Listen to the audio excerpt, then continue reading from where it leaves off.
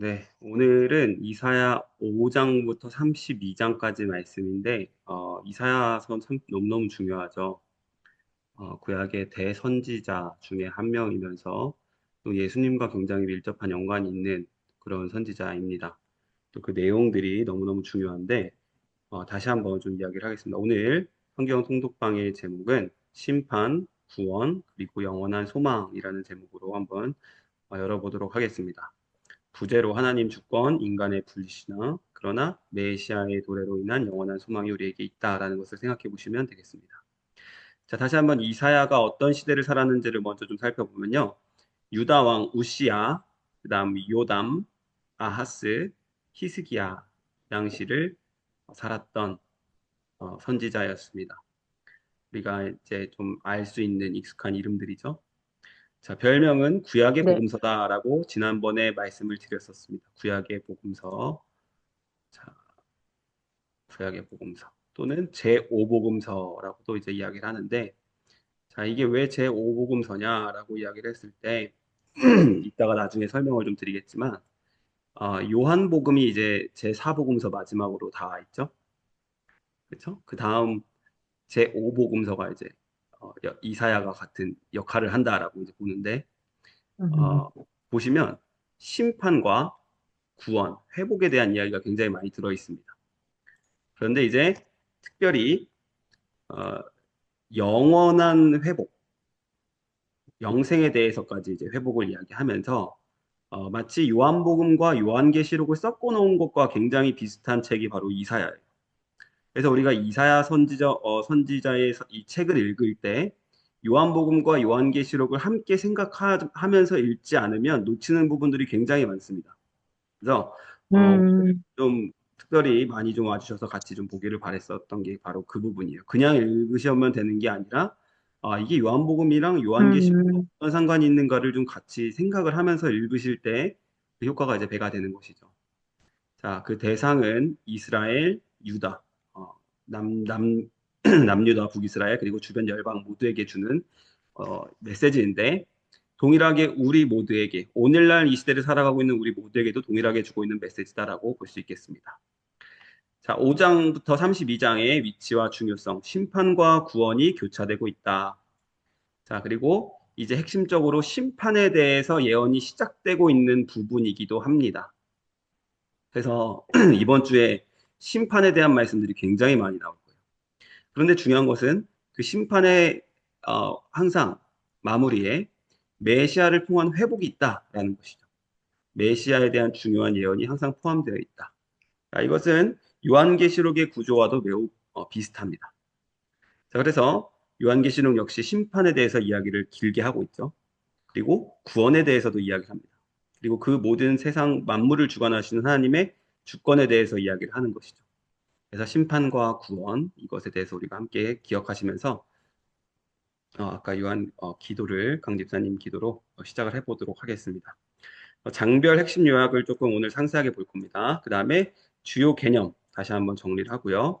핵심 구절이 무엇인가? 그리고 이 한 주간 우리가 한 번 더 한 단어로 요약을 해서 어떤 말씀을 붙잡으면서 이 말씀들을 읽어 나갈 것인가를 한 번 더 생각을 해보도록 하겠습니다.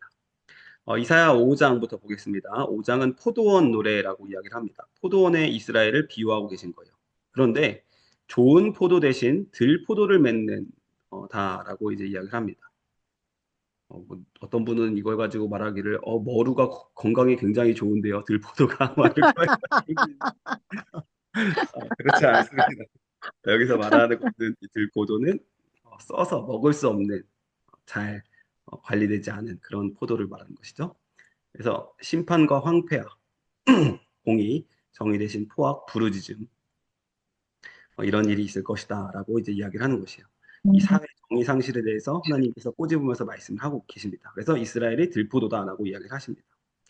자, 이제 이사야에서 이제 가장 중요하다라고 볼 수 있는 이사야 6장입니다. 자, 이사야 6장에 하나님의 거룩한 보좌 환상이 나타나요. 자, 이 환상이 굉장히 중요합니다. 왜냐하면 이제 이사야가 사명을 하기 위한 시작 포인트, 전환점이 되기 때문에 그래요. 그래서 나는 아이입니다. 내가 어떻게 말을 하겠습니까? 라고 이야기를 하죠. 그런데 하나님께서 숯불로 입술을 지짐으로, 이 숯불은 언제나 그 정결을 상징하는 것이었거든요. 그래서 구약의 성막 시대 때부터 제사를 드리고 나서 남은 그 재를 가지고 꼭 분향을 해야만 했었잖아요. 재를 다 태우고 남은 그 숯불, 그 숯불이 정결함을 상징하는 것이고, 그걸로 성막 안에 들어가고 성소 안에 들어가서 향을 피워서 하나님한테 거룩한 향을 드리는, 이것과 이제 굉장히 이제 연관이 이제 다 있는 일입니다. 그래서 하나님께서 그를 거룩하게 하시고, 열방의 심판과 소망을 선포하게 하는 계기점이 되기 때문입니다. 자, 근데 이게 계시록과 어떻게 연관이 되냐면요. 요한계시록의 핵심장이 어딘지 아십니까, 혹시? 요한계시록에서, 계시록이요? 요한계시록에서 가장 중요한 부분이 있어요. 아, 네. 맨 끝에 24장인가? 물론 다 중요하죠. 물론 다 중요합니다. 근데 요한계시록에서 핵심 중에 핵심은 4장 5장이라고 볼 수 있겠어요. 어, 4장 5장. 4장 5장이 무슨 내용이냐면 보좌의 환상이 나타나는 장입니다. 보좌의 환상. 아, 이거하고 같구나. 예, 예, 맞아요. 예, 보좌의 환상. 그리고 이사야 지금 6장의 보좌 환상이 어떻게 닮아 있냐면 지금 스랍들이 나오고 막 예, 거룩한 예. 하나님을 찬양하는 그런 장면들이 나타나죠. 이사야에서. 맞아, 맞아. 예, 예. 요한계시록 4장 5장에서는 내 생물과 24장로와 만물의 찬양으로 등장을 합니다. 그러면서 그 보좌 환상으로부터 시작해서 요한계시록이 6장서부터 심판을 엄청나게 이제 선언을 하기 시작하는 그런 내용들이 이제 나타나게 됩니다. 그래서 이 이사야 6장 이것도 요한계시록과 너무나 닮아 있는 구조다라는 것을 우리가 생각을 하실 수 있어야만 하겠습니다. 자, 그래서 닮은 부분이 많습니다. 그래서 요한이 요한 복음을 썼지만 요한 계시록도 썼잖아요.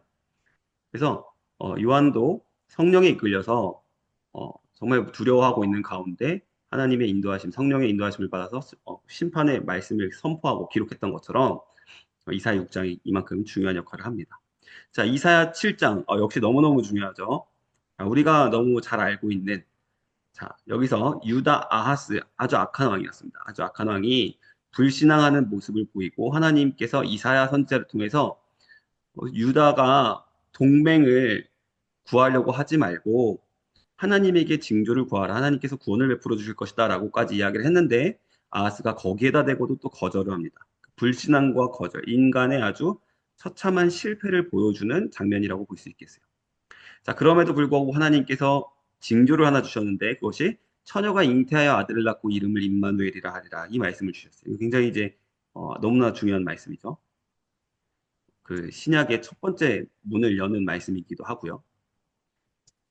자, 그리고 이어지는 8절 말씀이, 15절 말씀이, 그가, 임마누엘, 처녀가 잉태해서 아들을 낳을 건데, 첫째 아들, 아들을 낳을 건데, 그가 악을 버리고 선을 택할 줄 알 때, 보통 이때 히브리 문화로 따지면 한 3, 4세 이상이 되면, 엉긴 젖과 꿀을 먹을 것이다. 버터와 꿀을 먹을 것이다. 라고 이야기하면서, 그가 참 인간으로 오실 것이다. 라는 예언의 말씀을 이제 주게 됩니다. 그래서 이것이 바로 성취될 하나님의 메시아이요. 사람으로 오실 그 임마누엘이신 하나님, 참 하나님과 참 사람이 떻게 한 인간으로 오실 것인가, 약한 연약한 아이로 올 것인가에 대한 너무나 중요한 예언의 말씀이죠. 그래서 6장도 중요하고 7장도 중요합니다. 자, 그리고 나서 이제 심판에 대해서 이제 바로 시작을 합니다. 자, 둘째 아들을 낳게 될 것인데 그 아들을 마헬 살랄 하스바스 노략이 속효고 약탈이 빨리 온다라고 이야기하면서 이제 심판에 대해서 선포하기 시작하시는 거예요. 계시록과 비슷하죠. 자, 그래서 아수르가 홍수처럼 유다를 덮을 것이다라는 것을 이제 심판을 선언을 합니다. 자, 그 가운데서도 두려움 대신에 하나님을 두려워하고 하나님을 의뢰하라라고 이야기를 합니다. 하나님을 의지하라. 8장 이야기고요. 9장. 자, 그 가운데 메시아의 왕국과 영광에 대해서 또 이야기를 합니다. 심판을 이야기하고 또 회복을 이야기하고. 자, 이때 중요한 표현이 이제 큰 빛이다라는 것이 큰 빛. 자, 요한복음에서 굉장히 중요한 주제 중에 하나입니다. 요한복음에서 물, 또 빛, 이런 비유들을 예수님께서 즐겨 쓰셨습니다. 내가 세상의 빛이라 라고 이야기를 했습니다.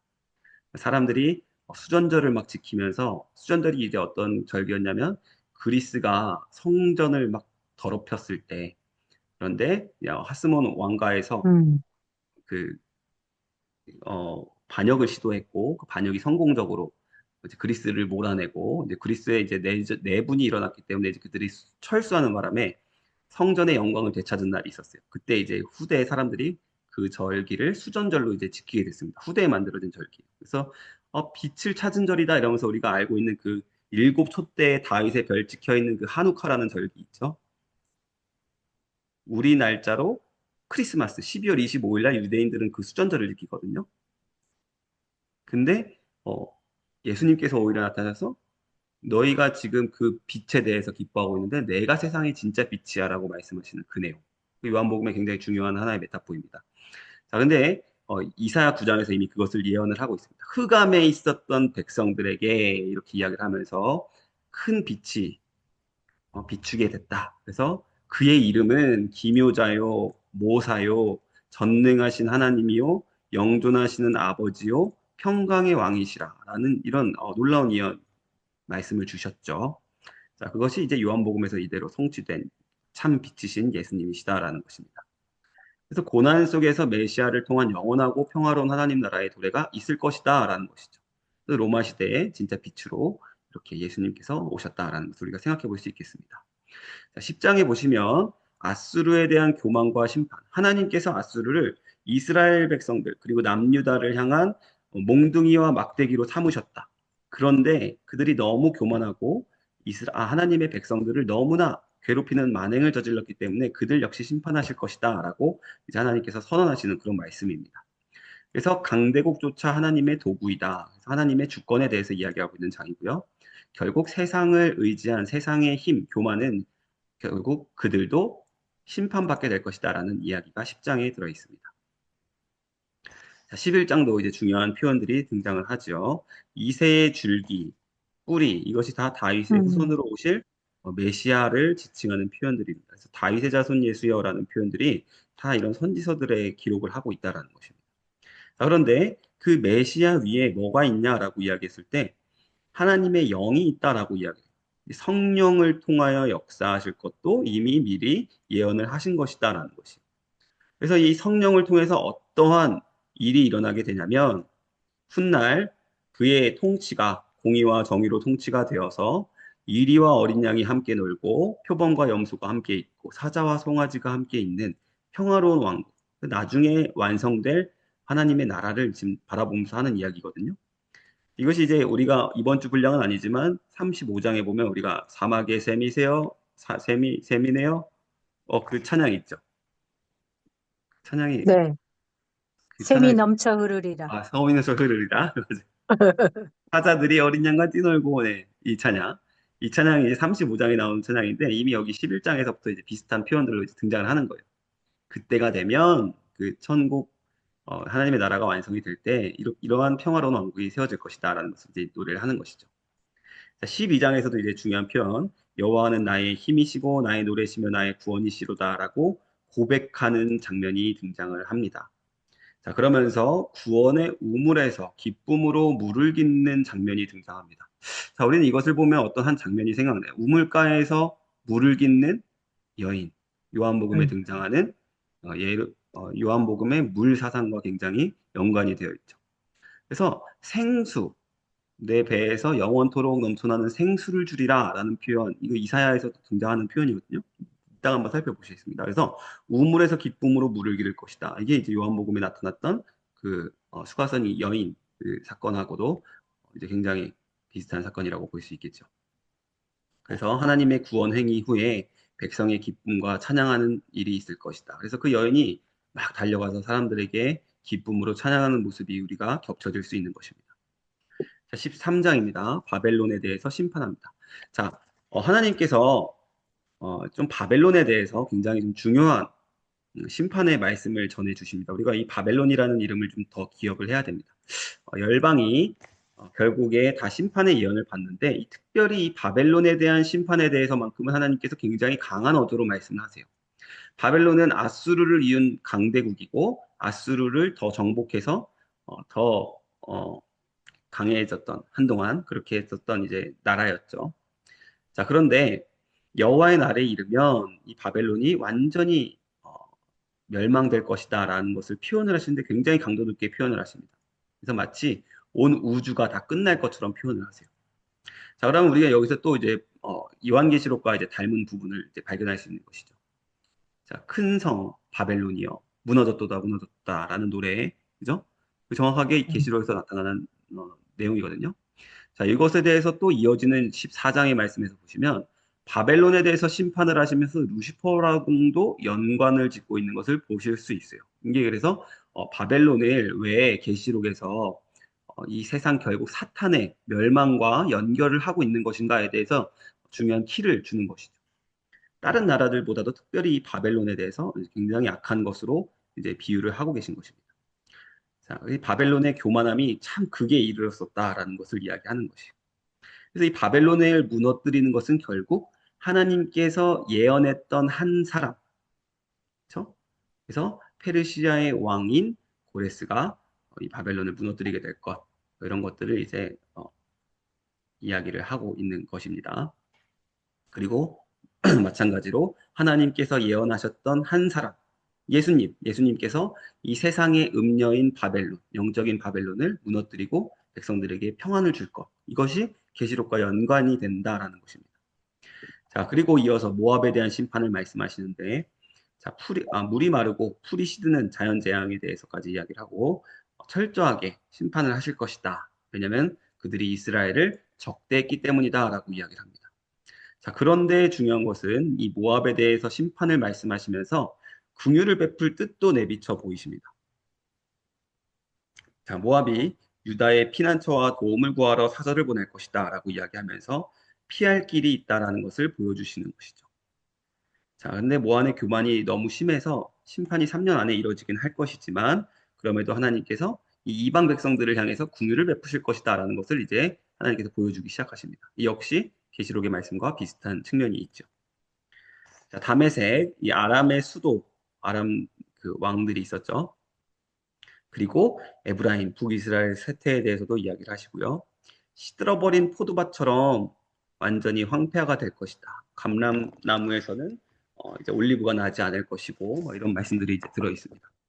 그런데 그럼에도 불구하고 그 가운데서도 남은 자들이 하나님께 돌아갈 것이다. 역시 지금 27장도 이방, 다메섹과 아람, 그리고 에브라임, 북이스라엘, 정말 악했던 이 사람들에 대해서 이야기하고 계시는데 불구하고 역시 남은 자들이 있을 것이다라는 것을 이야기를 하면서 희망에 대해서 이제 언급을 하고 계신다라는 것이에요.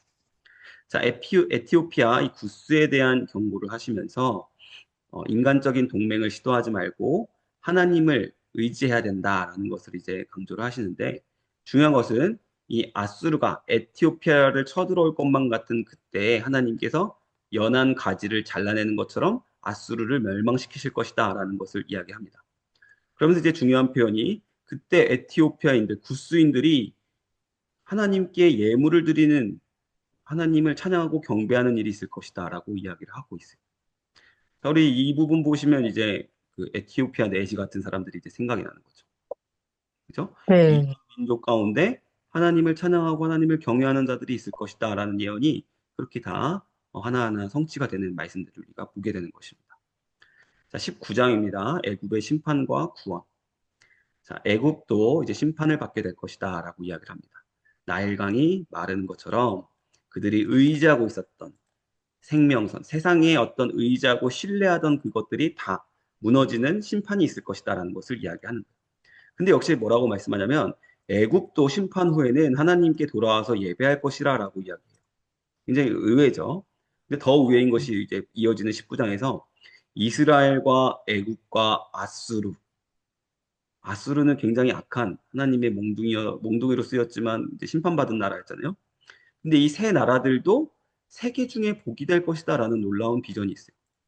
그러니까 그렇게 악했던 나라들, 하나님을 끝까지 의지하지 않고 저버렸었던 나라들, 또 너무 교만하고 하나님의 백성들을 괴롭혔던 그 나라들에게, 그 이방들에게까지도 하나님께서 복을 주시겠다라는 이방인들에 대한 구원에 대한 비전을 벌써 여기서부터 계속 주고 계신 것이에요. 그래서 우리 계속 살펴보시겠지만 이방인들에 대해서 하나님께서 절대로 구원의 문을 닫은 적이 없으시다라는 것을 우리가 생각해 볼 수 있겠습니다. 그래서 이방인의 회심과 메시아 왕국, 보편적인 구원에 대해서 말씀하고 있습니다. 자, 애국과 에티오피아의 치욕에 대해서 이사야가 이제 상징 행동을 하게 되는 것을 이제 이야기를 합니다. 이사야 20장에 보면 3년 동안 벌거벗은 몸과 맨발로 다닐 것을 하나님께서 명령을 하세요. 자, 이것은 그들이 이렇게 포로로서 치욕을 받을 것이다라는 것을 상징하는 말씀이죠. 그래서 유다가 애국과 에티오피아를 의지하는 것이 얼마나 헛된 일인지를 경고하는 그러한 상징 행동이다라고 볼 수 있겠습니다. 그래서 인간 동맹을 의지하지 말고 하나님만 의지해야 된다라는 것을 보여주는 상징적인 행동이었습니다. 자, 바벨론. 자, 바벨론의 함락이여 역시 함락되었도다 함락되었도다. 이 말씀 계시록에 나온 말씀과 동일하죠. 무너졌도다 무너졌도다 바벨론이여. 네. 그리고 에돔 밤의 불안과 회개의 촉구 돌아올지니라. 에돔에게는 또 심판의 경고를 하면서도 돌아올지니라라는 말씀을 합니다. 그리고 아라비아도 1년 내에 멸망할 것이다라는 이야기를 합니다. 자, 그 가운데 다시 예루살렘에 대해서 돌아와서 내 백성 예루살렘이 그럼에도 불구하고 이러한 심판 가운데에서도 먹고 마시자 하는 모습이 있을 것이다라는 것을 선언하세요. 그러니까 영적으로 얼마나 무감각한지를 보여주고 있는 것이거든요. 그래서 이 이방과 열방, 그 세계 정세가 이렇게 급격히 변화되고 하나님의 주권적인 섭리의 손길이 이렇게 주변에서 발견이 됨에도 불구하고 회개하지 않고 돌아오지 않는 백성들을 향한 하나님의 이 심판의 말씀이 이제 이어지는 것이죠. 자, 그래서 죽기까지 용서되지 않을 것이다 라는 엄중한 경고까지 주십니다. 자, 그리고 자, 국고를 맡은 자, 궁정을 맡은 자, 셈나라고 했던 이 관리와 이 엘리야김, 이 사람이 폐위될 것을 선언을 합니다. 자, 셈나가 폐위가 되고요. 진짜 실제로 역사적으로 힐기야의 아들이었던 엘리야김이라고 하는 사람이 이제 궁정 대신이 돼서 이스라엘의 국고를 맡고 이제 총리의 역할을 하게 됩니다. 그리고 그 엘리야김을 뭐라고 표현하냐면 다윗집의 열쇠다라고 표현을 해요. 다윗집의 열쇠. 근데 이 다윗집의 열쇠라는 표현이 굉장히 중요한 표현이거든요. 이것이 계시록에서는 한 손에 열쇠를 가지시니라고 이제 예수 그리스도를 표현하고 있기 때문이에요. 그래서 다윗집의 열쇠를 가지니 엘리야김 그리고 견고한 못이다라고 엘리야김을 이야기를 합니다. 그런데 이 엘리야김마저도 그 못도 삭아서 떨어져 버릴 것이다라고 이야기하면서 그 한계에 대해서 이야기를 하고 있습니다. 그래서 이것은 결국 궁극적으로 어, 타락한 나라를 바로 세우실 궁극적인 이 땅의 통치자 메시아 예수 그리스도에 대한 더 먼 예언의 말씀으로 봐야만 하겠습니다. 그래서 지도자 교체, 메시아를 통해서 절대적으로 완성될 절대적인 통치권에 대해서 이야기를 하고 있겠습니다. 자, 그 다음에 23장 두로의 몰락과 70년 후의 회복. 자, 두로의 몰락. 두로는 자, 해상무역 강국이었어요. 그렇죠? 그래서 돈을 많이 벌었던 그런 나라였습니다. 그리고 교만과 물질적 번영에 대해서 취해 있었던 나라였어요. 자, 이 부분 대해서 계시록에서 동일하게 또 이야기가 나와 있습니다. 그렇죠? 해상무역으로 강했던 나라들을 친구로 삼았던 이런 내용에 대해서 이제 계시록에 등장을 하거든요. 그래서 굉장히 닮아 있어요. 70년 동안 잊어버린 바가 되었다가 회복될 것이다. 그리고 그들의 부를 추적하고 교만했던 그들이 자, 오히려 거룩히 구별되어서 여호와께 돌려질 것이다라고 이야기를 하게 됩니다. 그래서 그들도 결국 심판을 받게 되고 그들이 쌓았고 신뢰했었던 부는 오히려 여호와의 영광을 위해서 쓰이게 될 것이다. 그래서 이방인의 회심 또 이 사람들의 부로 인해서 세워질 성전에 대해서도 노래하고 있는 노래라고도 볼 수 있겠습니다. 자, 24장입니다. 온 세상의 황폐와 하나님의 왕되심. 자, 이 부분에는 특정 민족이 아니라 땅 전체와 모든 인간에 대한 심판. 그래서 전 지구적인 심판, 우리가 우주적인 심판이라고 이야기합니다. 그래서 이 부분도 역시 요한계시록에서 우리가 발견할 수 있는 부분이죠. 모든 세상에 대해서 심판을 선언하고 있는 것이요. 그 이유는 인간에 가득 차 있는 죄악 때문이다라고 이야기를 합니다. 그래서 모든 기쁨과 즐거움이 상실이 되고 도성들이 파괴되는 심판이 있을 것이다. 어, 영원한 심판에 대해서 이야기를 하고 있는 것이죠. 자, 그런데 그 가운데서도 보존되는 남은 자의 찬양. 자, 이마에 하나님의 인을 새긴 자들이 시온산에 올라 찬양하고 있는 그 모습. 그리고 여기서 지금 24장에서 시온산에서 또 이야기를 하고 있죠. 이것과 너무나 동일하게 닮아 있다라는 것이죠. 음, 최후의 심판 후에 하나님의 공의로운 왕국이 영원히 세워진다라는 말씀에서도 역시 계시록의 흔적을 우리가 생각해 볼 수 있겠습니다. 자, 그리고 그들이 무엇을 하냐면요. 25장에 이어져서 구원의 잔치를 베푼다라고 이야기해요. 그래서 다 같이 와서 기름진 잔치를 베풀 것이다. 이게 이제 영원한 어, 그 천년 왕국에 대해서 이미 예표하고 있는 계시록에 나오는 천년 왕국에 대한 예표적인 사건이라고 볼 수 있겠습니다. 하나님과 더불어서 영원히 즐거이 먹고 마시고 찬양하는 그러한 잔치와도 같은 구원의 완성 천국에 대해서 묘사를 하고 있는 것이죠. 자, 25장입니다. 자, 그리고 모든 민족 위에 덮인 가리개와 휘장이 제거된다. 자, 이 부분 굉장히 중요하죠. 예수님께서 돌아가실 때 가리개와 성전의 휘장이. 네, 성전의 휘장이 제거됐죠. 그게 무엇이냐면 결국 이사야에서 말씀하셨던 것처럼 죄와 사망의 장벽이 이제 제거되었다라는 것의 상징이거든요. 자, 그것의 시작이 바로 예수 그리스도의 죽음으로부터 시작된다라는 것을 복음서에서 확정을 한 거예요. 그래서 그때가 언제냐? 그때 구원의 잔치가 일어날 수 있는 그때는 바로 예수 그리스도의 죽음 이후에 우리의 모든 죄와 사망이 값이 지불되는 그때부터라고 이제 이야기를 하고 있는 것이죠. 그래서 사망을 영원히 멸하시고 주 여호와께서 모든 얼굴에서 눈물을 씻기시리라. 이 말씀 굉장히 좋아하는 말씀이죠. 모든 눈물을 다 씻어주신다라는 말씀, 계시록에서 말씀하고 있는 그 동일한 말씀이거든요.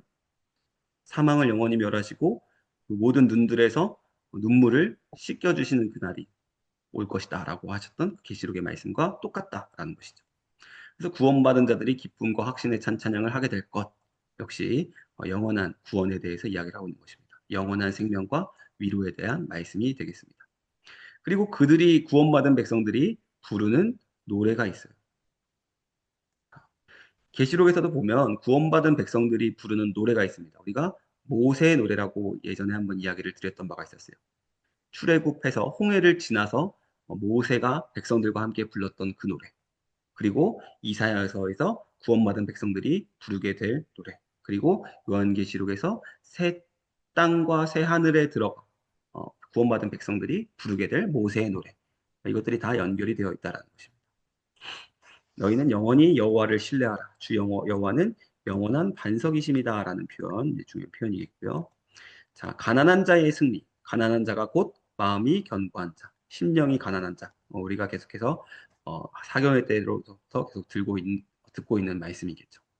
그래서 하나님을 신뢰하고, 나에게는 희망이 없고 소망이 없지만 하나님을 신뢰하고 하나님께 의지하고자 하는 심령이 가난하고 마음이 견고한 자가 결국 영원한 구원받은 백성의 노래를 부르게 될 것이다라는 것을 이야기하고 있는 것입니다. 자, 그리고 26장, 여기 또 하반절에 보시면 굉장히 중요한 표현, 구약의 명확한 부활이 예언되고 있는 말씀으로 이제 등장을 합니다. 주의 죽은 자들이 살아나고 그들의 시체들은 일어날 것이며 라는 표현이 있습니다. 이건 역시 마찬가지로 계시록과 너무나 닮아 있다라는 것이죠. 그래서 하나님의 빛난 이슬로 사망 권세를 이기시고 생명을 주실 것이다. 그래서 죄와 사망에 대한 궁극적인 승리와 육체적 부활의 소망에 대해서 이야기를 하고 있습니다. 자, 27장 리워야단. 이 리워야단이라고 하는 이 동물은 이제 공룡으로도 우리가 이제 생각을 하고 있는 그런 생물인데요. 바다에서 이제 서식하고 있었던 그런 생물이죠. 자, 계시록에서도 마찬가지로 바다에서 용이 등장하는 장면이 나타납니다. 그렇죠? 리워야단의 또 다른 이름이 용입니다. 리워야단이라고도 하고 용이라고도 하는 것이죠. 그래서 역시나 동일하게 최종 심판, 사탄을 결박하고 심판하시고 마침내 이스라엘을 영원하게 회복하는 영적인 이스라엘은 교회를 회복하시는 그날이 올 것이다라고 이야기를 하고 우리가 아까 5장에서 살펴보았었던 것처럼 들포도를 맺는 타락한 포도원이 아니라 이제는 다시 이스라엘이 아름다운 포도원이 될 것이다라고 하나님의 나라, 교회가 완전한 회복을 이루게 될 것에 대해서 하나님께서 약속하시고 있는 장입니다. 그래서 완전한 승리, 역시 최후 전투와 최후 심판과 백성들의 정결과 번성에 대해서 이야기를 하고 있는 것이. 자, 그리고 자, 흩어진 자들이 돌아오는 날. 자, 이 징계, 이 세상에 대한 심판이 죄송합니다. 지금 잠깐 끊겼나요? 제 말씀 들리시나요? 아니요, 괜찮은데요? 예, 감사합니다. 네. 네. 이 징계가 결국 정화와 회복을 목적이었다라는 것을 27장에서 말씀하고 계세요. 그리고 이제 큰 나팔을 불었다라는 표현이 등장하죠. 계시록에서도 큰 나팔을 부는 어, 심판을 선언하시면서 큰 나팔을 부는 장면이 등장을 하는데요. 그 큰 나팔 소리를 듣고 결국에 심판 이후에 흩어졌던 온 세상의 백성들이 다시 모으시는 일이 있을 것이다라고 이야기를 하는 것이에요. 그래서 하나님은 결국에는 언약의 신실하신 하나님께서 예수 그리스도를 통해서 심판을 뛰어넘어 완전한 회복과 완전한 예배의 재건에 대해서 다시 한번 이야기하고 있다는 것을 볼 수 있겠습니다. 자, 그러면서 다시 한번 지금 현재로 돌아옵니다. 이러한 심판과 영원한 생명, 영원한 구원에 대한 노래가 이어진 후에 그럼에도 여전히 지금 깨닫지 못하고 있는 북이스라엘의 방탕함, 그리고 남유다들의 술 취함에 대해서 이렇게 꼬집으시면서 하나님의 말씀을 듣고 비웃고 돌아오지 않고 있는 그 불순종이 결국 심판을 초래할 것이다. 한번 다시 경고를 하시고요. 자, 그러한 사망과 언약, 거짓된 피난처 이런 것들을 의지할 것이 아니라 내가 시온의 기초를 삼아서 두었던 한 돌, 자, 모퉁이 돌이라고도 하는 것이죠. 기초돌. 그 돌이 무슨 돌이냐? 시험한 돌이요. 예수 그리스도의 고난을 상징하는 것이죠. 귀하고 견고한 기초돌이라. 예수 그리스도를 이야기하는 것입니다. 그 예수 그리스도를 믿고 돌아오는 자는 그러나 망하게 되지 아니하리라고 선언하고 있는 것이에요. 지금 많은 사람들이 방탕함과 술 취함 가운데 영적으로 완전히 눈이 까매져서 깨어나고 있지 못하지만 이 기초돌, 모퉁이돌 대신 예수 그리스도, 시험한 돌, 견고한 기초돌 대신 그분을 의지하고 붙들어라. 그러면 구원받을 수 있다라고 이야기를 하고 있는 것입니다. 자, 29장에 아리엘이라고 등장하는데요. 이 아리엘이 예루살렘을 이야기하는 것입니다. 언어 유희, 우리 솔로몬 술람미 여인과도 같이 아가서에서 보셨죠? 예루살렘, 여수룬, 뭐 이런 비슷한 표현이 되겠습니다. 겉만 번지르하고 종교적으로 외식하는 예루살렘을 비꼬아 표현하시는 아리엘이라는 표현입니다. 자, 이들이 자, 입술로는 공경하나 마음으로는 멀리 떠났다라고 이야기를 하고 있어요. 이 부분 예수님께서 그대로 사용하십니다. 29장. 내 백성이 입술로는 공경하나 마음으로는 멀리 떠나 있으니라는 말씀 이대로 그대로 사용하시거든요. 이사야 29장을 사용하신 것입니다. 그래서 외식적인 신앙과 영적인 무지함에 대해서 예수님께서 심판에 대해서 이제 말씀하신 것이고요. 자, 그러나 그날에 자, 아까 뭐라고 이야기했냐면 자, 이 예수님께서 인용하셨던 이 말씀 근데 바로 하반절에 보시면 그날에 어떤 한 날이 이르게 되면 자, 극적으로 영적인 변화가 있을 것이다라고 이야기하는데 귀머거리가 듣고 맹인이 보는 영적 치유가 있을 것이다. 우리 예수님 우리 지난 시간에도 살펴보셨지만 예수님이 오실 그이십니까라고 이제 물어봤었을 때 요한의 제자들이 세례 요한의 제자들이 이렇게 귀머거리가 듣고 맹인이 보는 이러한 사건들에 대해서 이제 이야기를 하셨죠. 이것이 다 이사야에서 이미 예언하셨던 그분이 바로 나다. 그 날이 바로 지금이라 회개하라라고 말씀하고 계신 그 모든 말씀들과 연결이 되고 있다라는 것이. 그래서 심판이 있고 그 뒤에 참된 경외심으로 회복되는 일이 있을 것이다. 심판을 통한 영적인 각성과 하나님을 통한 치유와 회복을 믿어라라고 이제 말씀하고 계신 것이죠. 자, 이제 세 장 남았습니다. 30장. 애굽을 의지하는 것과 하나님의 궁율. 유다가 하나님께 도움을 구하지 않고 애굽의 도움을 구하는 것을 질책하시면서요. 네겝의 짐승들, 네겝의 들짐승, 네겝의 들짐승이라 해서 유다 사절단들이 타고 갔던 나귀와 낙타를 이야기하는 것입니다. 그리고 게으름뱅이 라합, 역시 바다의 용. 이 라합은 사람이 아니라 바다의 용을 의미하는 것입니다. 네, 무익하고 수치만 가져올 뿐이다라는 것을 이제 경고를 하시고요. 하나님의 경고는 무시하고 듣기 좋은 말만 요구하는 백성들이 이렇게 미련한 짐승들, 심판받을 짐승들과 같다라는 것입니다. 자, 그리고 그럼에도 불구하고 하나님께서 기다리신다라고 이야기하세요. 기다리신다. 그래서 참된 교사를 너에게 주실 것이다라는 이야기를 합니다. 이것이 이제 말씀으로 오실 예수 그리스도를 또 상징하는 표현이 되겠습니다. 그리고 그때의 달빛이 햇빛과 같이 될 것이다. 역시 또 빛에 대해서 이야기를 하죠. 요한복음에서 굉장히 중요하게 어, 사용되는 이 빛에 대해서 일곱 배나 밝아질 아주 환한 참빛 그것이 오실 때에 너희들이 우상을 제하고 하나님께 돌아와 회복되는 일이 있을 것이다. 하나님께서 그날을 오래 참으심으로 기다리고 계신다라는 것을 선언하고 계신 것이에요. 그러니까 하나님이 이처럼 심판을 이야기하시면서도 계속 긍휼과 은혜와 자비에 대한 여지를 계속해서 남겨주고 계시다라는 것이죠. 그러므로 애굽을 의지하지 말고 하나님만 의지하라라는 것입니다. 애굽의 군사력은 육체일 뿐 영이신 하나님과 비교가 불가하다. 하나님은 큰 사자나 어미새처럼 예루살렘 시온을 보호하실 것이다. 심히 거역하던 자에게 하나님께 돌아오라라는 말씀이 되는 것이죠. 심히 거역하던 하나님께로 당장 돌아와라라고 하나님께서 촉구하고 계신 것입니다.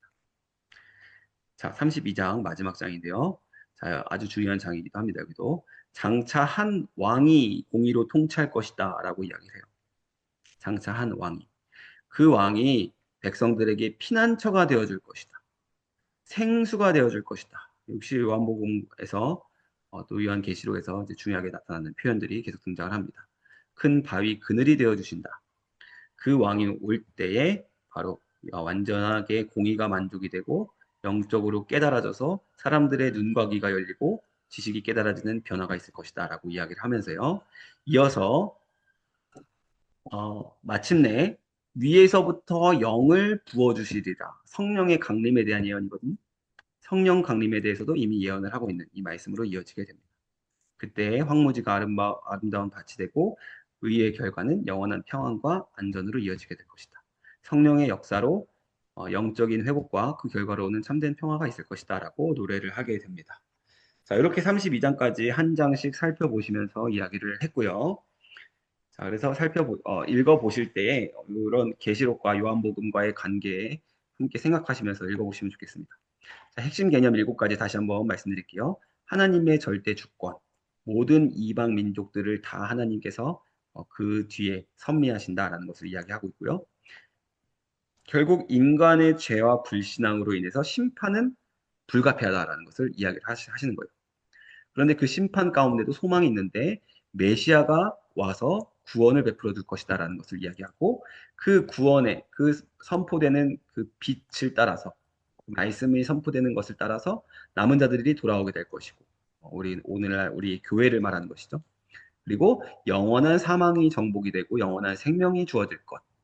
그리고 이방인들도 하나님께 돌아와 하나님을 경배드리고 예물을 드릴 것. 그리고 모든 백성들에게 성령이 부어주심이 있을 것. 모든 것들이 이제 이렇게 중요한 개념이다라고 볼 수 있겠습니다.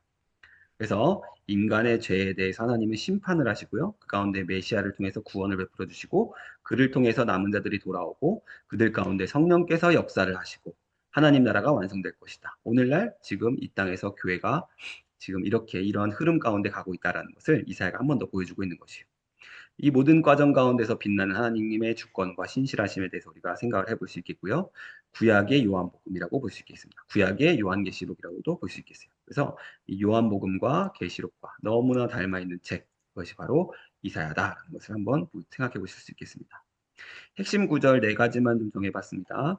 14절 그러므로 주께서 친히 징조를 너희에게 주실 것이라. 보라 처녀가 잉태하여 아들을 낳을 것이요 그의 이름을 임마누엘이라 하리라. 사망을 영원히 멸하실 것이라. 주 여호와께서 모든 얼굴에서 눈물을 씻기시며 자기 백성의 수치를 온 천하에서 제하시리라. 여호와께서 이같이 말씀하셨느니라. 너희는 여호와를 영원히 신뢰하라. 주 여호와는 영원한 반석이심이로다. 이거 아까 뭐라고 얘기했냐면 구원받은 백성들이 부를 모세의 노래라라고 이야기를 했었습니다. 높은 데에 거주하는 자를 낮추시며 솟은 성을 헐며 땅에 엎으실 때 진토에 미치게 하셨도다. 28장 그러므로 주 여호와께서 이같이 이르시되 보라 내가 한돌을 시온에 두어 기초를 삼았느니 곧 시험한 돌이요 귀하고 견고한 기초돌이라 그것을 믿는 이는 다급하게 되지 아니하리로다. 자, 그래서 이번 주 우리가 5장부터 32장을 읽어 나가실 때 핵심 키워드는 신뢰예요, 신뢰. 누구를 신뢰할 것인가? 무엇을 신뢰하고 무엇을 의지할 것인가? 이것에 대해서 우리가 한 번 더 생각을 해봤으면 좋겠고요. 하나님만 신뢰하고 하나님만 의지하는 그 결과가 무엇이라고 5장부터 32장까지 이야기를 하고 있는 것일까요? 하나는 구원, 네, 구원이고, 감사합니다. 네, 평안과 구원. 네, 정답 네. 맞히셨어요. 그래서 이러한 말씀들을 함께 이 신뢰라는 키워드를 함께 신뢰 또는 의지 같은 말입니다. 무엇을 신뢰하고 의지할 것인가? 이것을 생각하시면서 이번 한 주 통독을 하시면 좋겠습니다. 자, 이것으로 개관을 마치도록 하겠습니다.